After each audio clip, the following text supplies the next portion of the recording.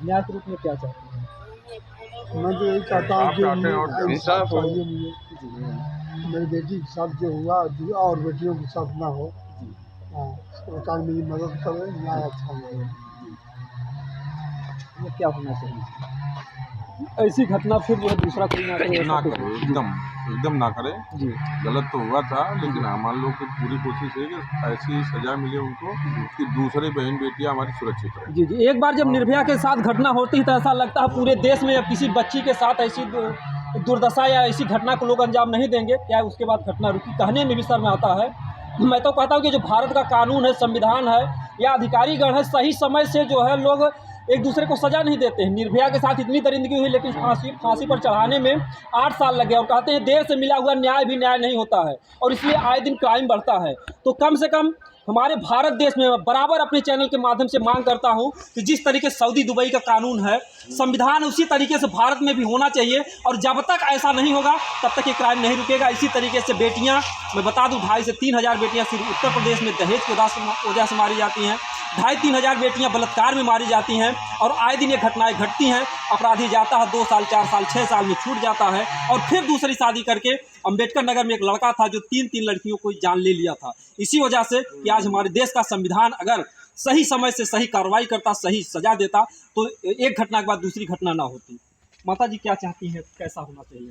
मैं चाहती हूँ कि जैसे मेरी लड़की को ऐसा किए मारा है, ऐसा उसको भी सजा मिलना चाहिए। यही मैं चाहती हूँ। क्या मानते हैं? जितना मेरी बहन को तड़पा तड़पा के लोग ने मारा है, जी जी उतना ही सरकार उन्हें तड़पा तड़पा के सजा दे। जी बस। जी। जैसे इन्होंने तो एक बात जो कही कि तड़पा तड़पा करके मारा है। अगर देखा जाए तो अगर फांसी की भी सज़ा कम है, जनमत मरद दुसा दुखोई, किसी का प्राण ऐसे नहीं निकलता है। तमाम तकलीफ़ों के बाद कितनी जो है जी लड़की कितना चिल्लाई होगी, कोई नहीं उधर दिखा। कैसे मर जाएगी, कैसे करती होगी, क्या किया मेरे लड़के के साथ, कैसे किया, कोई नहीं। मेरी लड़की ये इतनी तकलीफ एक अच्छी माँ ही थी, समझ इतनी सकती है और कोई कड़क थी, कभी अपने से कुछ कर नहीं सकती। ये लोग ने मारा मेरी लड़की।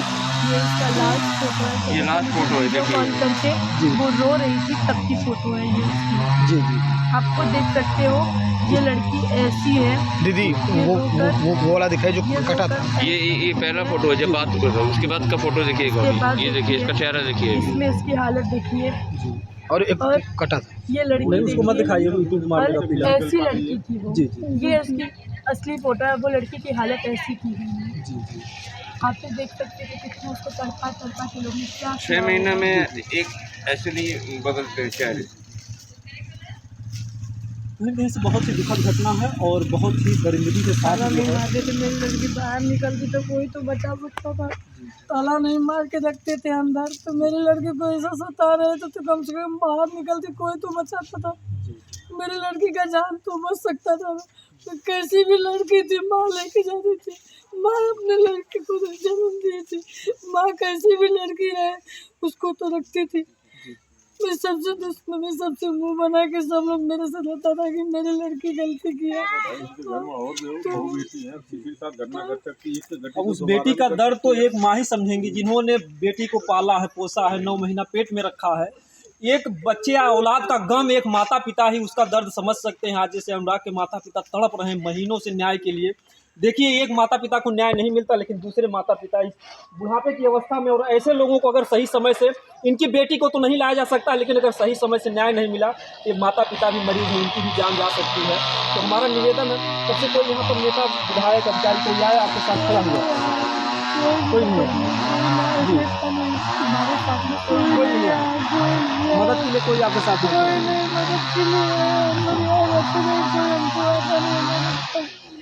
अकेले ऐसे पागल जैसे बैठे हैं। हमारा जो तबीयत खराब है, जिस दिन से आई उस दिन से उल्टी उल्टी बुखार, जिस दिन चक्कर आ रहा है, गिरी उधार लगी हमारे पास कोई नहीं है, बस हमारा घर वाले लोग हैं और कोई नहीं है।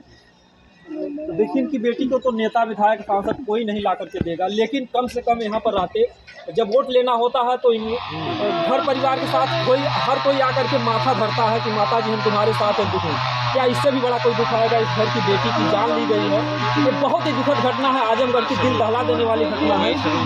और कार्यकर्ता वहाँ पे हम वोट दिए, लेकिन यहाँ हमारा कुछ चलता है मामले में, हम बहुत कुछ कर सकते थे, लेकिन यहाँ हमारा कोई नहीं है, हम रहते नहीं है, कोई हमारा साथ नहीं दिया।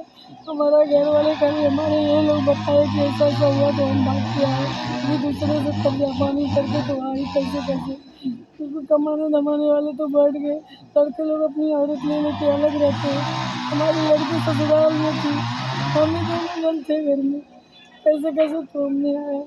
जिस दिन लड़की मरी उस दिन हम रात में कैसे हम दूसरे दिन फ्लाइट पकड़ के दूसरे हमारा दामाद है पेपर का सप्लाई का टिकट निकाल के भेजा, सबका 3 जन का टिकट निकाला। हम बोले हम नहीं अकेली, हमको बैठा दो, ये लोग को ट्रेन से भेजो।